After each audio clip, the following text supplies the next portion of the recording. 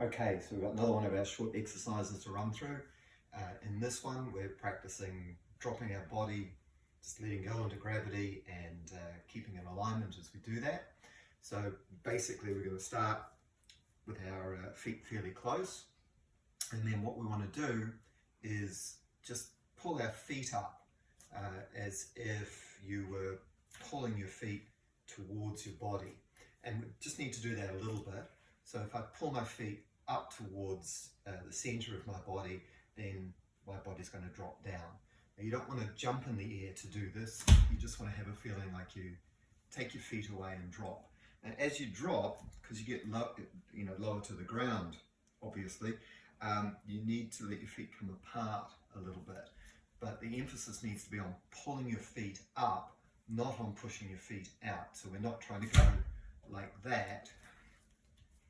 What we want to do is just pull our feet away from the floor, and immediately we'll start to drop. So the feet come up, and then we'll let them come apart a little bit. You just experiment with that. That's part of the exercise to try and get a feeling for that. Try and land on the whole of your foot so that the weight's over the triangle of heel, behind the big toe, and behind the little toe. So this kind of triangle here. You don't want to be landing really hard on your heels. A firm floor is good for this, but you don't want to be bruising your feet in doing it. The other thing to watch for is the feeling through the whole of your body. Are you jarring somewhere? Like, is there a lot of jar in your ankle or your knee or in your hip? Or do you kind of get a whiplash running through your spine? And then you just want to play with that a little bit to get a little bit more comfortable. Of course, you can pull your feet further away, more quickly away from the ground. You might drop a little bit further, but that means the feet have got to go further apart. So I'd suggest just a little lift of your feet straight up towards your body, and then dropping down.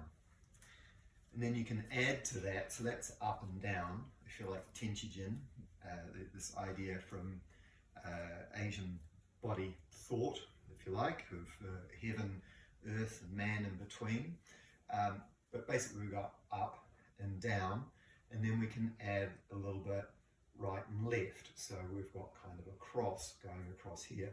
So if you start with your hands up and then push your hands out away from one another, not so much pull them down as think of kind of you wanting to reach out right and left, and try and time that with the dropping down at the same time.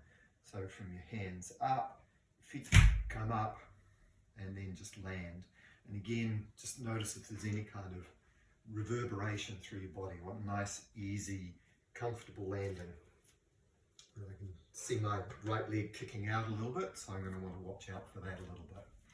So arms coming up, taking your feet away, and just dropping into place.